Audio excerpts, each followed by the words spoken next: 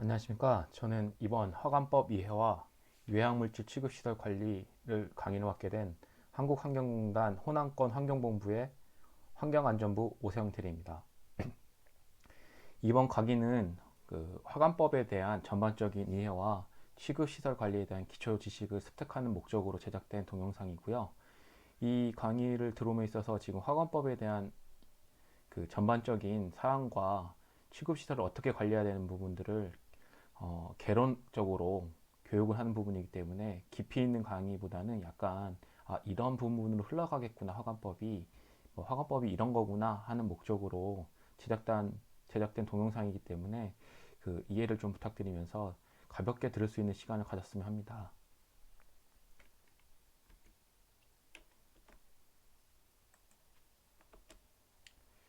순서는 다음과 같습니다.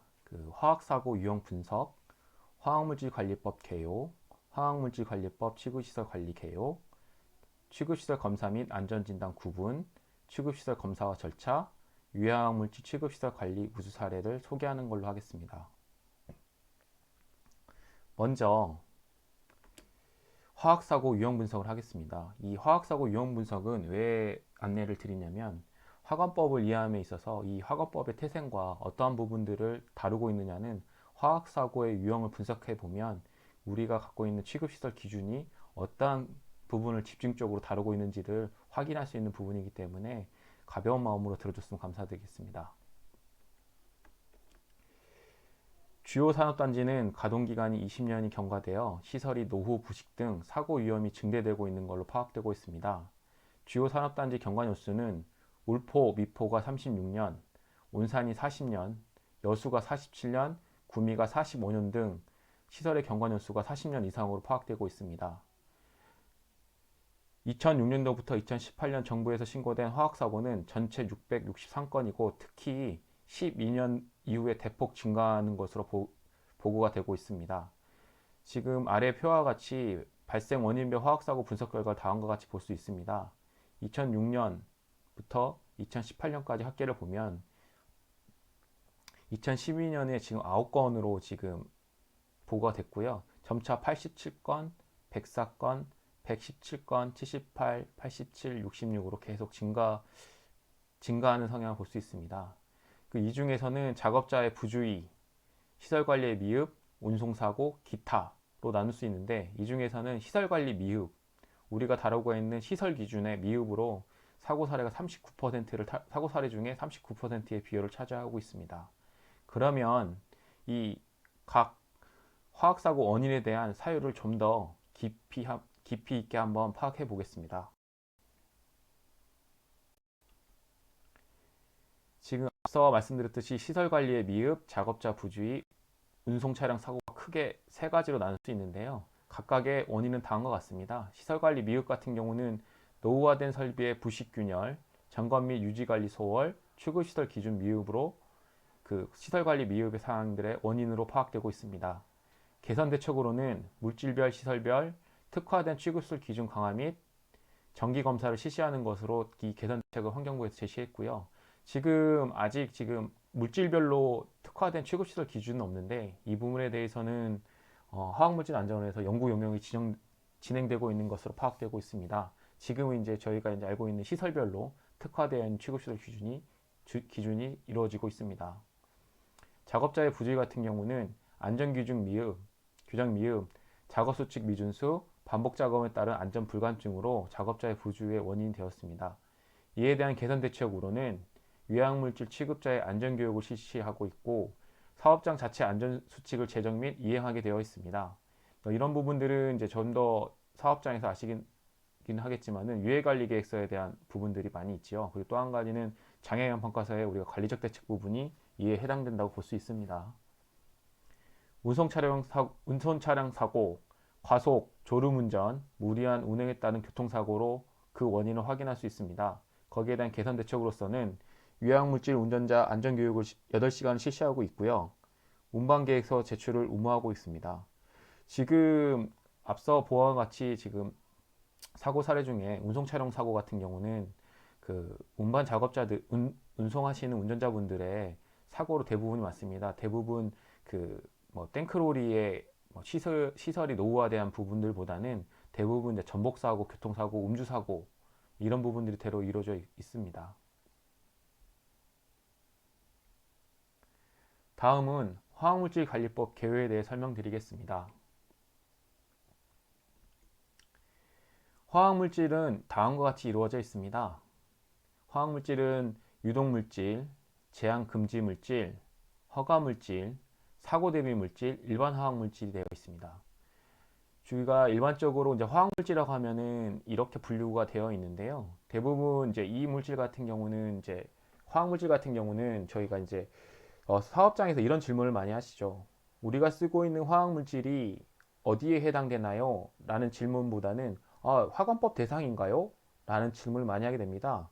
화관법 대상이나요? 라는 부분에서는 저희가 다루고 있는 아래의 표와 같이 사고대비 물질을 기준으로 이렇게 해서 왼쪽 편에 되는 이 부분들을 준수하게 되어 있고요. 일반 화학물질 같은 경우는 이렇게 해당되는 것은 통계조사 부분만 해당이 되어 있습니다. 그러면은 우리가 쓰고 있는 화학물질이 유독물이냐, 제한물질이냐, 금지물질이냐, 허가물질이냐, 사고대미 물질이냐 라는 부분이 있는데요.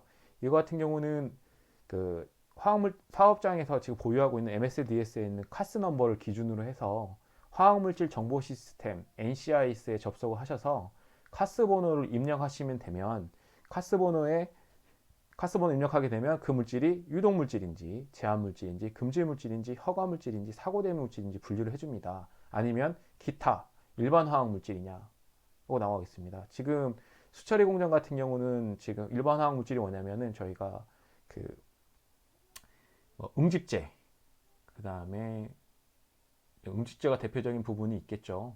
그리고 이제 대부분 이제 화학물질로 분류되는 건 뭐냐면 일반적으로 우리가 잘 알고 있는 염산, 수산화나트륨, 황산 이런 부분들은 대표적으로 저희가 이제 그 유독물질 겸 사고대미 물질 이렇게 형성되죠. 사고내미 물질 같은 경우는 이제 위험도가 더 높은 물질들을 지금 사고내미 물질로 지정을 하고 있습니다.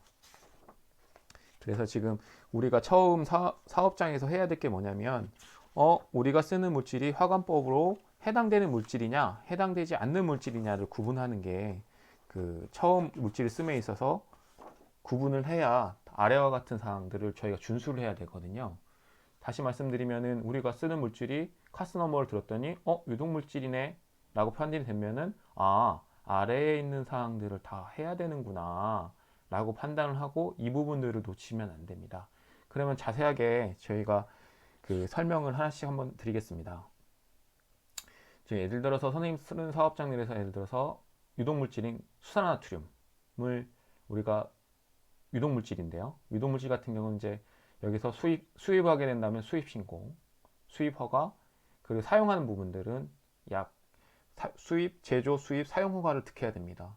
우리가 지금 산단 내에는 240톤이고요. 산단 외 지역에서는 연간 취급량이 그 240톤의 반절을 취급하게 되면은 우리가 허가를 받아야 됩니다. 다시 말씀드리면 120톤 연간 저희가 유독물 총 합계가 그러니까 예를 들어서 염산, 가성소다 이런 부분들을 총 합계가 연간 120톤 이상이면은 허가 대상 물질이시고 또 한 가지 좀 놓치지 말아야 될 건 뭐냐면 사고 대비 물질 같은 경우 그 중에서도 화학 물질 중에 사고 대비 물질 같은 경우는 연간 취급량 0.1톤 이상이시면 허가를 받으셔야 됩니다. 이 부분들을 많이 놓치시는 부분이 있는데요. 유독 물질하고 사고 대비 물질은 사용량 차이가 좀 많이 나기 때문에 이 부분 좀 조심하셔서 쓰는 물질에 있어서 이렇게 들어오시면 됩니다. 그러면 연간 사용량이 그 산단에서는 240톤 이하, 그럼 산단 외 지역에서 110톤 이하면은 무엇이냐? 사용하셔도 되는데 이거는 이제 허가 대상 사업장이 아닌, 그러니까 허가를 득할 필요가 허가만 득하지 않고 사용하거나 취급하는 부분이 있는데 기타 나머지 부분에 대해서는 허가를 제한 나머지 부분들은 따르셔야 됩니다. 다시 설명드리면 이제 화학물질에서 배출량 조사도 하셔야 되고 통계 조사를 진행하셔야 됩니다. 취급시설 같은 경우는 이제 장애영 평가서. 장애영 평가서는 실제 제공 원래는 원론적으로는 설치 이전인데요. 2014년 12월 31일 이전부터 그 설치 운영했던 사업장에 대해서는 지금 그 경과 규정이 지났지만은 각 취급량에 따라 경과 규정에 따라서 제출하게 되어 있죠. 아마 마지막이 아마 19년 12월 31일이었을 겁니다. 뭐냐면 취급량이 최고 적어도 우리는 19년 12월 31일까지, 그러니까 무슨 말씀이냐면 사용 허가, 그러니까 영업 허가를 득하지 않은 사업장일지라도 2019년 12월 31일까지 이 장애 영역 평가서를 작성을 해야 되는 사항이었죠. 그죠? 그러면 취급 시설 분야에 있어서는 설치 검사, 정기 수시 검사도 받으셔야 하고 자체 점검 대장도 작성하셔야 하고 안전진단을 받으셔야 됩니다. 지금 이 부분에 대해서는 제가 좀 후에 챕터를 따로 빼놨기 때문에 그 부분을 다시 한번 참조하셔서 다시 한번 제가 자세하게 설명 한번 드리겠습니다. 통계조사. 그러면 영업자나 취급자 같은 경우는 어떤 부분을 또 준수해야 되느냐? 영업허가, 아까 제가 전반에 말씀드렸듯이 영업허가를 득해야 된다. 취급량에 따라서 240톤이냐, 120톤이냐. 그리고 이제 안전교육을 시켜야 되죠. 법적 취급자 교육도 있고 관리자 선임 교육도 있죠. 그 시간에 이수하셔야 되는 거고, 장애인 평가서, 사고 대면 물질 같은 경우는 그 취급량에 따라서 위해관리 계획서라는 부분도 다시 작성을 하셔야 됩니다. 뭐 장애인 평가서는 뭐 익히 잘 아시겠듯이 장애인 평가서를 받으시면은 위험도 등급을 받으시죠. 네, 그 부분도 밑에서 다시 한번 다음 챕터에서 설명을 드리겠습니다. 그 다음에 취급시설 및 기준을 준수하셔야 되고, 진열보관 운반계획서, 그러니까 차량 같은 경우는요. 차량 같은 경우는 차량을 가지고 있는 사업장에 대해서는 그 차량 같은 경우는 운반량을 취급량을 계산하지 않고요. 차를 한 대를 소유하시더라도 유독물을 운반한다. 예를 들어서 앞에 다시 한번 설명드리면 유독물질을 다시 나는 운반하게 됐다. 그러시면은 지금 허가를 받으셔야 되고 다시 운반계획서 제출하셔야 되고 차량에 따른 취급시설을 기준을 준수하게 되는 게 됩니다. 그리고 이제 기타 이제 지금 잘 아시겠지만 이제 관리 기준이라는 거는 저희가 별표 1, 표시 규정이 별표 2, 취급시설 기준이 별표 5 이런 부분들을 다 준수를 하셔야 되는 부분들이 있습니다. 특히 이제 별표 1 같은 경우는 이제 관리 기준이라고 하셔가지고 그 취급시설 기준 별표 5하고 좀 다르게 취급하는 부분, 뭐 음식물을 섭취하지 말아라, 뭐 기타 뭐 이런 부분들을 이제 그 시설 기준과 다르게 관리하는 부분들을 집중적으로 다루기 때문에 시간이 되시면은 별표 2 부분도 꼭 참조하셔서 그 관리 기준을 준수할 수 있도록 해주시길 바라겠습니다. 그럼 좀 더 알아보겠습니다. 그러니까 저희가 이제 화관법을 보게 되면은 아래와 같은 문구들이 용어가 정리가 되어 있습니다. 하나씩 하나씩 제가 설명을 해 드리겠습니다. 그 첫째로 유해학 물질이라고 한다고 하면은 저희가 지금 확인한 결과는 1126종이 유해학 물질로 지정되어 있습니다. 거기에 대한 기준은 화학물질의 등록 및 평가 등에 관한 법률 시행령 별표 1에 따라서 지금 유독물질 같은 경우는 유해학물질이 1000종이라고 했죠. 1126종에서 유독물질이 몇 종이냐면 969종이 지금 등록되어 있습니다. 아까 전에 말씀드렸듯이 이제 우리가 아까 전에 유해학물질인지 아닌지를 확인할 수 있는 방법이 화학물질 정보 시스템 또는 제가 앞서 말씀드렸듯이 화학물질의 등록 및 평가 등에 관한 법률 시행령을 찾아보면 우리 카스 번호하고 그 다음에 고유 번호가 거기에 나와 있기 그쪽에 표시가 되어 있기 때문에 가볍게 저희가 찾을 수가 있습니다. 다시 한번 이제 설명드리면 계속 이어드리면 유해물질은 유독물질, 허가물질, 제한물질 또는 금지물질, 사고되는 물질 그 밖에 유해성 또는 위해성이 있거나 그러할 우려가 있는 화학물질이라고 할 수 있습니다. 지금 그 밖에 대한 부분이 뭐냐면 매년 그 유독물을 그 화학물질안전원에서는 지금 국립환경과학원에서는 물질이 지정이 되게 되어 있습니다. 지금 매년 우리가 쓰는 물질이 뭐 한 번 그러니까 지정받지 않는 물질들이 매년 갱신해서 늘어나고 있기 때문에 그 부분도 시간이 되시면 특이한 물질을 쓰시는 사업장에서는 유해성 또는 위해성이 높는데 그런 물질이 왜 지정되지 않았지? 라고 할 수 있지만 그거는 차후에 어떻게 될지 모른다는 거 이런 부분들을 유념하셔서 항상 그 시간 났을 때마다 NCIS 화학물질 정보 시스템에 들어가셔서 카스번을 넣어서 이게 지금 지정을 받았는지 아닌지 이런 부분들을 좀 체크하시는 부분도 괜찮을 것 같습니다. 지금 유해학물질의 영업 이란 무엇이나 유해학물질 중 허가물질 및 금지물질을 제한 나머지 물질에 대한 영업하는 행위를 말합니다. 다시 아까 설명드렸었죠. 그러니까 유독물질, 허가물질, 유독물질하고 사고대미 물질 중에서 우리가 이제 연간 취급량이 240톤, 그러니까 산업단지에서 240톤은 영업허가를 득해야 되는 거고, 그 산업단지 외 지역에서는 120톤 이하로 취급하는 부분에서는 그러니까 120톤 이상 취급하는 데에서는 영업허가를 득해야 됩니다.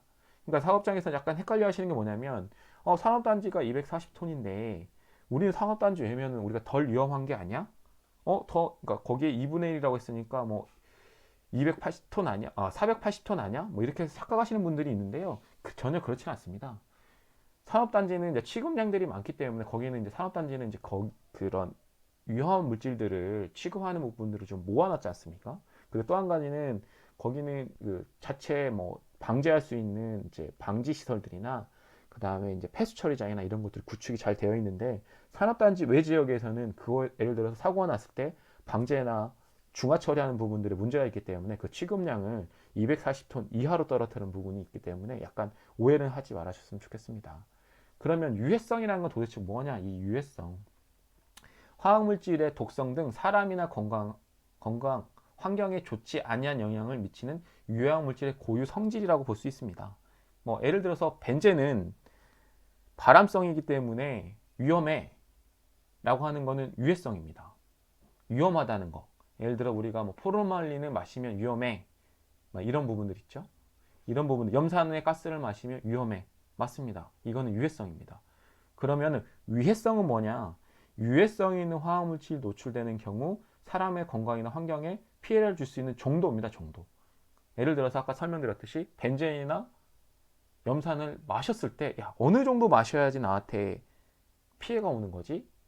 예를 들어서 막 30분을 마셔야 돼. 몇 ppm 이상 30분이면은 내가 뭐 시력이 마감되거나 나에게 극심한 피해를 줄 수 있다. 그러니까 노출의 정도를 볼 수 있는 정도에 따라 그러니까 유해성에다가 여기 앞에 보이는 유해성에다가 곱하기 노출 시간을 곱하면 유해성이 나오게 됩니다. 그래서 이제 저희가 유해성을 많이 약간 어려워하시는 부분들이 있었는데요.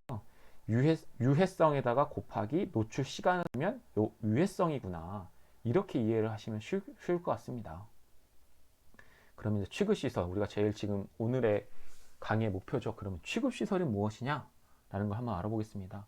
화학물질을 제조, 보관, 저장, 운반 중에는 항공기, 선박, 철도를 이용한 운반은 제외한다. 또는 사용하는 시설이나 설비를 말합니다.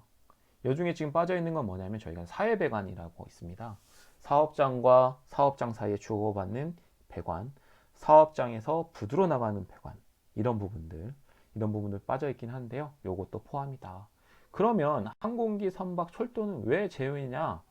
이거는 저희가 이 운송법에 따라서 다시 이제 제재를 받는 부분이기 때문에 요거 대부분 요건 타법에 따라서 규정을 다시 했기 때문에 요 부분은 화학물질 관리법에서 예외 규정을 되어 있다라고 이해하시면 좋을 것 같습니다. 그러면 취급이란 무엇인가?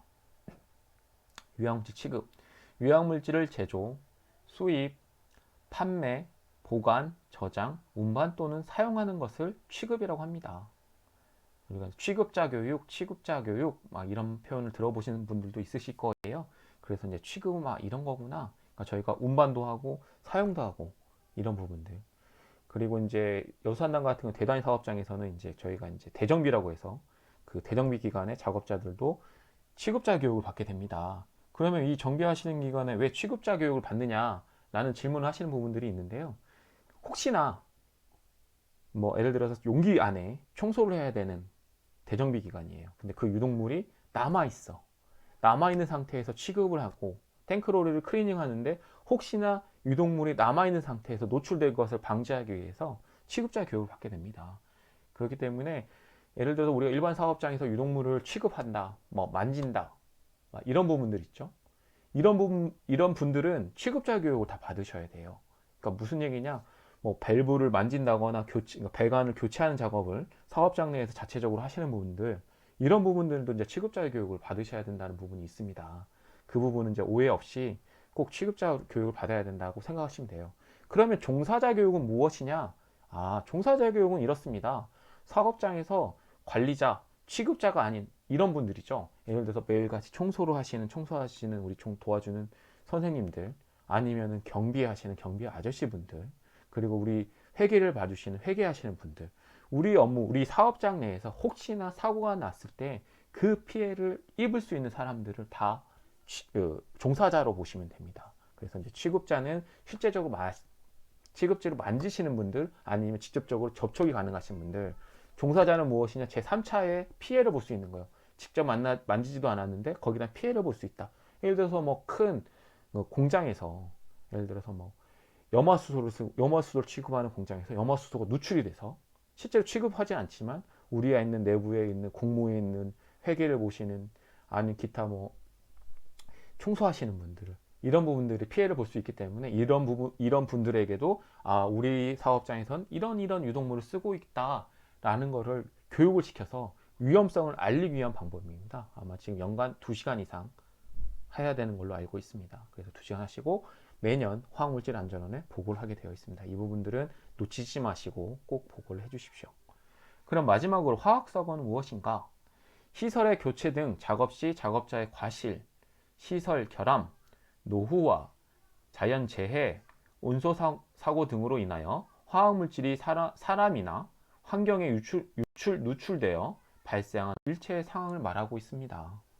네, 거기에 대한 화학사고에 대한 그 정의는 이것보다 이제 다시 시행 규칙에 아마 화학사고에 대한 부분은 이제 어느 정도 누출이 됐을 때 화학사고로 판명이 되느냐 라는 부분들이 이제 있는데요. 그 부분 참조하시고, 지금 제가 알기로는 이게 그 각 상황별, 그러니까 뭐냐, 경미한 사고냐 아니면 중대 사고냐 그냥 일반 화학 물질이냐 좀 더 세분화되는 그 사고에 대한 기준을 좀 더 나누는 걸로 지금 법이 개정될 예정이라는 걸로 알고 있습니다. 그 부분이 좀 있으시면 사업장에서는 화학사고에 대한 정의를 알고 있어서, 왜 그러냐면 화학사고는 신고하게 됐거든요. 지체 없이 신고하게 되기 때문에 그 신고 기준은 우리가 어느 정도 누출이 될 때 신고를 해야 되냐, 이 신고를 하지 않은 것도 행정처분이 크거든요. 이런 부분들도 참조하셔서 꼭 화학사고냐 아니냐 자체적으로 판단하지 마시고 그 규정에 따라서 판단하셔서 신고를 뭐 112 또는 화학세나 뭐 합동방지센터, 환경청 뭐 여러 지금 법에서 하게 되어 있는 루트로 꼭 신고를 하시길 바라겠습니다. 그러면 이 전체적으로 이제 아까 전반에 설명드렸던 부분들을 다시 한번 이제 플로우 차트로 한번 설명 한번 드리겠습니다. 처음에 이제 우리 사업장이 우리는 화학물질을 취급하기 위해서 시설을 운영하겠다 라는 시설 설치 계획을 수립하게 되죠. 그러면 시설 설치 운영자는 설치 계획을 수립하는 동시에 장애영 평가서를 착공일 30일 이전에 화학물질 안전으로 제출하게 되어 있습니다. 작성 후에 제출하게 되어 있습니다. 무슨 얘기냐? 우리가 공장을 짓겠다고 설계를 다 했습니다. 설계를 다 하고 뭐 저장 시설이나 사용 시설, 뭐 사내 배관, 뭐 기타 이퀴먼트 설비들을 다 설치할 계획을 다 잡았으면 거기에 맞춰서 그 계획을 가지고 장애인 평가서를 작성을 해서 우리가 화학물질 안전원장님에게 제출하게 되면 적합성을 검토받고 이행성을 평가를 받게 됩니다. 이행성을 평가하게 된다고 하면 거기에 따라서 위험도를 산정하게 됩니다. 고위험도, 중위험도, 저위험도 이렇게 세 가지 분류를 하셔서 다시 한번 결과를 이렇게 통보하게 되고요. 다시 이제 이 장애인 평가서가 적합된 상황에서, 통과가 된 상황에서 취급시설을 설치하게 됩니다. 취급시설을 설치하게 되면 이 설치가 완료함에 따라서 우리가 설치 검사를 신청하게 됩니다. 그거는 이제 저희가 잘 알듯이 검사 기관에 따라서 한국환경공단, 산업안전보건공단, 가스안전공사 이 세 기관에게 저희 이제 장애형 평가 적합도 받았고 공사가 완료가 됐으니 취급시설 기준에 따라서 시행규칙 22조에 따라서 검사를 해주세요 라고 하면 저희가 검사를 신청을 하고, 이렇게 해서 저희가 검사를 진행하고 적합 판정을 받게 된다고 하면 시설 가동 전입니다. 시설 가동 전. 시설 가동 전에 영업허가를 신청하게 됩니다. 영업허가를 신청하게 되는데요. 영업허가 같은 경우는 지금 시설 가동하면 이렇게 물어봤거든요. 그러면 나 시운전 좀 해도 돼? 이렇게 질문하시는 사업장들이 있거든요. 그거는 시운전은 우리가 무브화 테스트, 뭐 단동 테스트 이런 부분을 가능하신데요. 우리가 시운전을 실제적으로 유독물을 가지고 시운전을 할 수는 없습니다. 왜 그러냐면 시설 가동 전이라는 표현은 무엇이냐면 유독물이 없는 허가를 득하지 않으면 저희가 시운전을 하지 못하게 되어 있습니다. 그러니까 시운전을 못한다는 건 뭐냐면 부하 상태로, 그러니까 유독물이 들어있는 상태로 시운전을 못하게 되기 때문에 이 점도 유념하시길 바라겠습니다. 이렇게 다 끝나서 이제 영업 허가를 득하게 돼서 다음과 같이 이제 가동 운영하게 됩니다.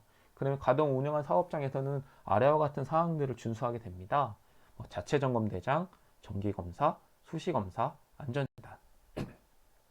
자세하게 한번 볼까요? 자체 점검 대장은 별지 41호에 따라서 11개 항목을 매주 1회 사업장에서 자체적으로 점검하게 되어 있습니다. 이거는 이제 사업장에서 질문하실 때 그러면 우리가 사업장은 한 장만 써도 돼요? 예를 들어서 무슨 얘기냐면 우리 공장 이름으로 A라는 공장 이름으로 자체 점검 대장은 한 장만 써도 되나요?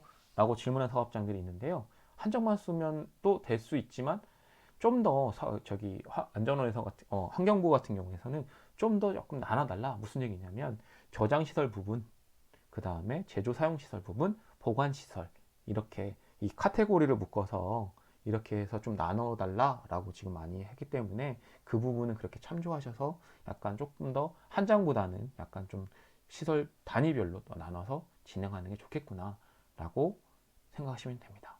정기검사, 저희가 지금 정기검사를 받아야 되는 사업장도 많으시죠. 영업허가 대상은 매년 받으십니다. 매년 1회. 영업허가 비대상 사업장은 매년 2회. 다시 한번 설명드리면 영업허가는 산업단지에서는 240톤 이상. 그러니까 제가 일반적으로 이제 영업허가증을 보유하고 계신 사업장이시겠죠. 아, 나는 영업사업장이 없는데 그러면 매년 2회로 받으면 매년 2회가 아니라 매 2년, 그러니까 경년에 따라서 지금 그러니까 1회를 받으시면 됩니다. 매 2년. 그러니까 허가 사업장은 매년 받으시는 거고 영업 허가 비대상은 경년으로 받으시면 된다. 2년 주기에 따라서.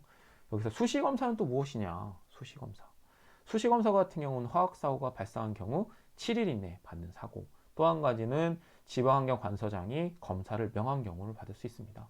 이 수시검사라는 게 기타적 우리가 그냥 정기검사가 아니라 정기적으로 받는 검사가 아니라 이러한 사유가 발생할 사건이거든요. 그러니까 화학사고 발생하면은 7일 이내 받으시는 거고, 또한 이 두 번째 지방환경관서의 장이 검사를 명한 경우라는 게 도대체 무엇이냐? 이거 같은 경우는 지도점검을 받았는데, 봤더니 시설에 뭐 누출이 발생된다. 배관에서 누출이 발생되고, 취급시설 기준을 준수하지 못한 것 같은데, 라고 지금 환경부 지도점검자가 나오셔가지고 이거에 대한 명을 할 수 있습니다. 그러면 여기서 다음에 안전진단. 이 안전진단은 이 특별안전진단 같은 경우는 설치 정기 수시 검사 결과 안전상의 유해 우려가, 그러니까 아까 말씀드린 유해성이 있다. 위험해. 라고 하면은 특별안전진단을 지방환경관서장이 명할 수 있습니다. 무슨 얘기냐면 다시 말씀드리면 수시검사 또는 그러니까 수시검사나 정기검사상에 결과사가 부족함이 나왔는데 이 사항이 너무 중대한 사항이야 라고 판단된다고 했을 때는 지방환경관서장이 특별안전진단을 받으시고 거기다 적합통보를 저희에게 제출해 주십시오 라고 하게 됩니다. 그러시면 특별안전진단, 정기안전진단이 아니라 특별안전진단을 받게 됩니다. 그러면 정기안전진단은 도대체 무엇이냐? 잔해형평가서 아까 설명드렸죠? 여기에서 장애형평가서를 받아서 결과 위험도가 고위험도면 매 4년마다, 중위험도면 매 8년마다, 저위험도면 매 12년마다 한 번씩 받게 됩니다. 대부분 사업장들이 아직 저는 12년이 나온 걸 못 봤고요. 거의 한 8년? 중위험도. 중위험도 같은 경우는 유독물의 이제 취급량도 적고 유해 위험성이 적다. 무슨 얘기냐면 봤더니 뭐 우리가 따진 물리적 위험성이라고 하는 뭐 인발성, 자연발화성, 뭐 폭발성 이런 부분들이 전혀 없습니다. 봤더니 이제 발암성도 9분 3, 그러니까 취급량도 되게 적고 말 그대로 위험성 되게 없는 상황이 됐으면 거의 이제 중위험도가 나오는 사업장들이 왕왕 있습니다. 그러면 위에서 지금 관리 규정을 다 준수하지 못하면 어떻게 될까? 취급시설 설치 및 관리 규정 부적합, 그리고 검사 및 진단 결과 부적합 판정을 받게 되면 개선 명령 또는 가동 중지 명령을 받을 수 있기 때문에 사업장에서는 검사에 대해서 좀 신경을 좀 많이 쓰셔야 됩니다. 진단도 마찬가지고 검사에 대한 부분들을 신경을 많이 쓰셔야 되는 부분이 있기 때문에 이 점 꼭 적합을 받아야 되는 부분이 있기 때문에 사업장에서는 거기에 대한 시설 기준들을 준수 여부를 꼭 지키셔서 빨리 보완할 수 있는 부분들을 보완하시고 저희가 오늘 20년부터는 그 최초 정기 검사를 진행하고 있죠. 최초 정기 검사 같은 경우는 설치 검사서, 그러니까 우리가 또 밑에 또 설명드리겠지만 화관법 최초 설치 검사하고 검사 시트가 동일하기 때문에 서류나 그 다음에 현장 확인하는 부분들이 이제까지 유해법으로 받았던 정기 검사보다 거의 많은 부분을 보기 때문에 그 부분에 대해서 다시 한번 이 교육을 듣고 있는 사업장에서는 우리가 시설 기준을 잘 준수하고 있을까? 라는 부분들을 다시 한번 체크하길 바라겠습니다. 자, 다음 장 보겠습니다. 아까 설명드렸듯이 그러면 유해항주 관리법상에서 우리가 이제 일명 유해법이라고 표현했던 부분하고 화학물질관리법, 화감법하고는 어떤 차이가 있을까? 라는 부분들을 비교로서 한 번에 알려드리겠습니다. 우리가 이제 일명 유해물질관리법, 이제부터는 유해법이라고 있습니다. 유해법 같은 경우는 설치 검사가 있진 않았습니다. 근데 화학물질관리법부터는 취급시설 설치 검사가 진행됐죠. 취급시설 설치를 완료하게 되는 사업장에서는 설치 검사를 받아야 되는 거고, 제조, 사용, 저장, 보관 등 분야별로 총 331개 기준을 준수하게 됩니다. 검사 기관은 앞서 설명드렸듯이 한국환경공단, 산업안전보건공단, 한국가스안전공사가 거기에 관련된 사업장 검사 기관이 되겠습니다.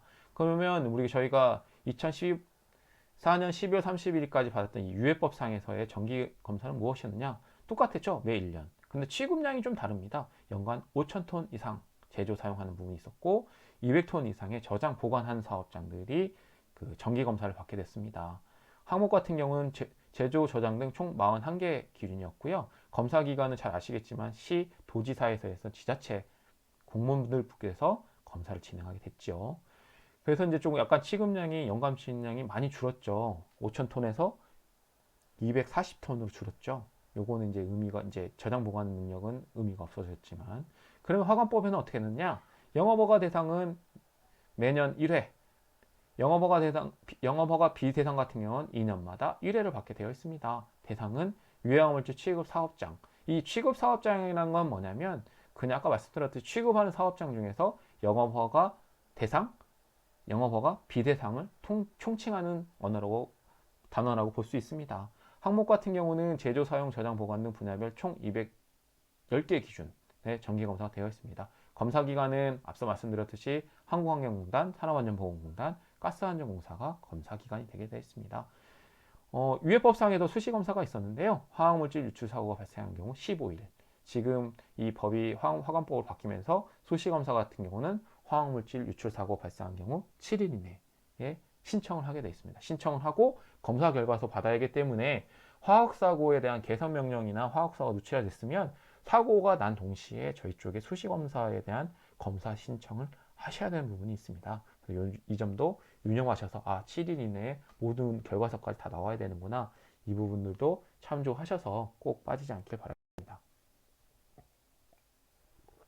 그러면 세 번째로 안전진단이란 건 무엇이냐? 시기는 구조미나 설비의 안정상 유해가 우려될 경우에 좀 동일하죠. 근데 요거 좀 다른 건 뭐냐면 요 유해법 같은 경우는 화관법에서는 특별 안전진단으로 넘어갔고, 안전진단 명령 사업장, 받은 사업장, 취급관리 등 364개 항목이었습니다. 검사기관에서는 그때는 한국환경공단하고 산업안전보건공단의 이 두 개 기관만 있었습니다. 실제적으로 안전진단을 유해법상으로 안전진단을 받았다는 사업장들은 이제까지 보지를 못해서 저도 거기에 대한 진단보고서를 실제적으로 제가 본 적이 없어서 딱히 어떠한 항목이 되었느냐는 거를 답변 드리기는 어렵고요. 그러면 이제 화학물질관리법을 한번 보겠습니다. 화학물질관리법의 안전진단은 무엇인가? 특별 정기 수시 검사 결과 안전상의 유해가 우려될 경우, 지금 동일하죠. 유해법에 있는 요구사항과 동일하고요. 정기는 앞서 설명드렸듯이 장애영 평가 위험도 등급별로 고위험도는 4년, 중위험도는 8년, 저위험도 같은 경우는 12년으로 12년마다 한 번씩 진단을 받게 되고요. 거기에 대한 항목은 기본 항목 19개 플러스 지적 항목, 다시 한번 선택 항목으로 이루어져 있습니다. 안전진단을 실시한 해에는 정기 수시 검사를 면제를 받게 됩니다. 진단기관은 저희 앞에 있는 검사기관하고 동일하게 되어 있습니다. 화관법 취급시설 관리 교요에서 설명드리겠습니다. 저희가 이제 간단히 설명드리면 예전에는 이제 대표적으로 2015년도에는 취급시설 기준이 제조하고 사용시설이 같이 묶여 있었고요.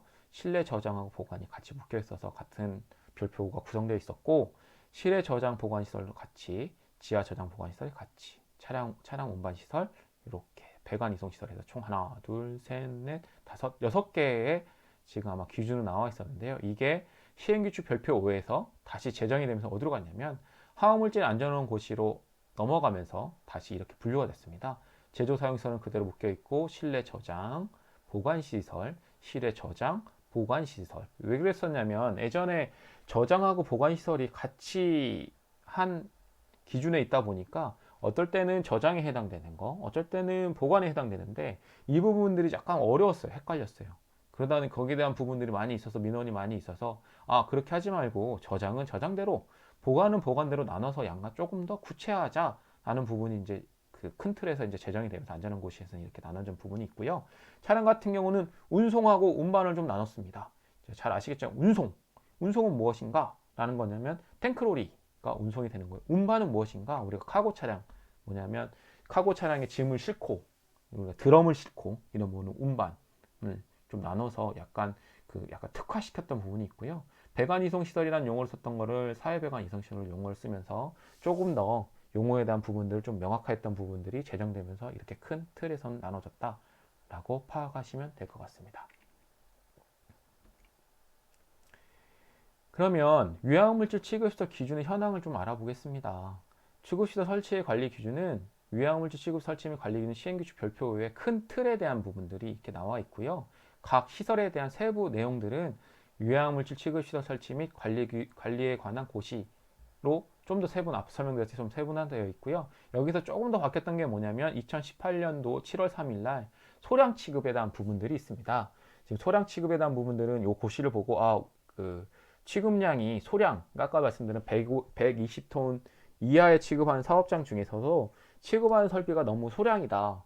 그러면은 우리가 처음 알던 앞에 있는 고시 9건보다 소량 취급 시설은 더 많은 항목이 줄어들거든요. 그러면서 이제 여기서 소량과 일반적으로 취급하는 설비에 대한 부분들을 약간 나눴다라고 해석하시면 될 것 같습니다.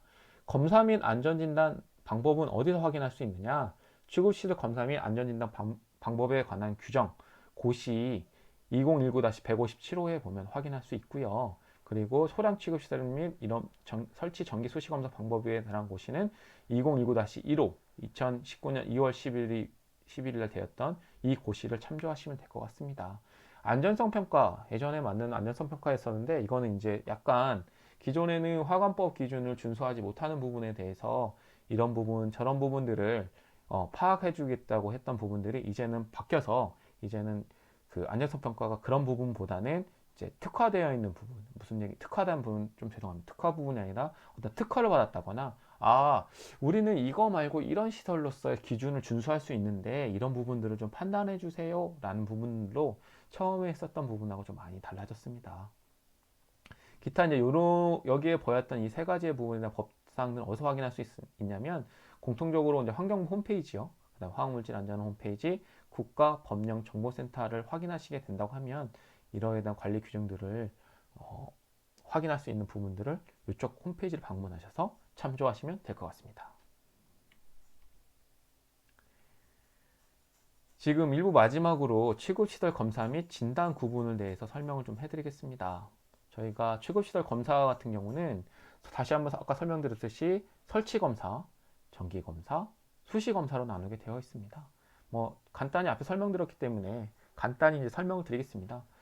유해물질 취급시설의 설치를 마친 자가 이렇게 되어 있죠. 설치를 마친 자, 취급시설 가동 이전에 실시하게 되어 있습니다. 여기에서는 이제 취급시설 설치를 마친 자라고 하면 사업장에서는 이제 지금의 기준은 그러면 설치 검사를 받을 때 꼭 우리가 공장을 새로 짓기만 하면 되나요? 그런 건 아닙니다. 시설이 변경됐다라는 변경된 부분이 있습니다. 시설 변경에 있어서 장애 영향 평가서 평가 정보가 기존에 있는 평가 정보보다 장애 영향 범위가 변화되지 않으면 이 부분에 대해서는 차기 정기 검사 때 설치 검사를 받을 수 있는데요. 설치 검사를 받음에 있어서 시설음은 특정되어 있지 않습니다. 배관 부분들이 있을 수 있고 배관도 교체했다거나 펌프를 교체했다거나 열교환기를 교체했다거나 이런 부분들 우리가 신규로 교체하는 부분들 그러니까 기존에 있어서 다시 설치할 수도 있고 교체하는 부분도 설치 검사를 받아야 하는 대상으로 파악하시면 좋겠습니다. 이거는 조금 더 지금 개정 사항에 따라서는 약간 변화될 수 있는데 지금까지로서는 법에 따르면 이런 부분들을 이런 부분에 대해서는 설치 검사를 받아야 하는 부분으로 판단하시면 될 것 같습니다. 그래서 지방환경관서장에도 그 검사 결과를 신고하게 되어 있죠. 지금 정기검사입니다. 정기검사는 뭐 잘 아시겠지만 뭐 허가 대상 사업장은 매 1년마다, 비허가 되는 2년마다 계속 설명해 드렸죠. 조금 달라진 게 2019년 12월 31일부로 지금 위험물질관리법에 따라서 위험물질관리법 우리가 속칭 위협법으로 따라서 이제 정기검사를 받았던 사업장들은 2020년 1월 1일부터는 최초 정기검사 화학물질관리법에 따른 최초 정기검사를 진행하게 되어 있습니다. 그렇기 때문에 검사 시트가 아까 말씀드렸던 취급기준 별표 5에 따라서 시설 기준을 다 보완을 하고 검사를 받아야 되는 부분들도 있고, 또 한 가지는 설치 검사다 보니까 설치 검사 같은 경우는 서류 검사 및 유관 검사를 병행하게 되어 있습니다. 정기 검사는 이제까지 서류에 대한 부분도 있긴 했었지만 설치 검사 같은 경우는 서류 검사가 더 많은 비중을 차지하기 때문에 이 부분도 많이 지금 사업장에서 고민을 많이 하고 계세요. 일단 그 부분도 다시 한번 제가 올렸던 동영상이나 아니면은 이제 기타 규정을 참조하셔서 그런 부분들도 준비를 해야 되는구나, 이런 부분들도 다시 한번 유념해 줬으면 감사하겠습니다. 지금 코로나 바이러스 때문에 저희가 검사가 유예가 되어 있긴 한데요. 실제적으로 이 최초 정기 검사가 10월부터 12월이었던 사업장들은 지금 검사를 계속 진행하셔야 되는 부분이 있습니다. 유예를 받지 못했죠. 그래서 이제 중소기업 같은 경우는 내년 6월 달까지도 유예를 되긴 했지만 지금 중소기업이 아닌 사업장에서는 10월, 11월, 12월에 최초 검사일이 10월, 11월, 12월 사업장은 검사를 진행을 해야 된다. 최초 정기 검사를. 그러면은 최초 검사일이 언제냐는 질문을 많이 하세요. 최초 검사일은 사업장에서 처음 검사를 받았던 날입니다. 저희한테 검사를 받았던. 뭐 어떤 사업장은 15년도에 받았던 사업장도 있으시고 저희 검사기관의 사정 때문에 16년도에 검사를 받았던 사업장도 있으실 거예요. 그 사업장 부분들도 이렇게 그 날을 체크하셔서 내가 16년 10월 달에 검사를 받았으면 그날이 나의 최초 검사일이다. 차기 뭐 17년도, 18년도 뭐 언제 받았다는 거는 검사일에 영향을 주지 않습니다. 그냥 최초 검사일, 검사서를 열어서 처음 받았던 날이 그날이었다. 그런다고 하면 그날은 그러니까 2016년도 11월 달이었다, 12월 달이었다. 그날의 무조건 나의 최초 검사일이 되는구나. 뭐 다음에 뭐 18년도에는 6월 달에 받았는데요.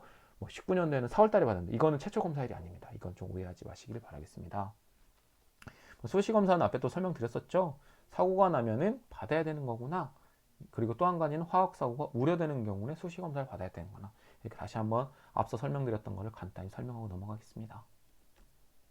안전진단 같은 경우는요, 유해물질 취급시 설치를 맡은 자 또는 취급소를 운영하는 자가 아까 설명드렸듯이 구조물의 설비 침하, 균열 부식 등으로 안전상의 유해가 됐다고 인정되는 경우는 지방환경관서장이 명령으로서 특별안전진단, 장애영향평가서의 검토 결과에 따라서 고위험도, 중위험도, 저위험도에 따라서 4년, 8년, 12년.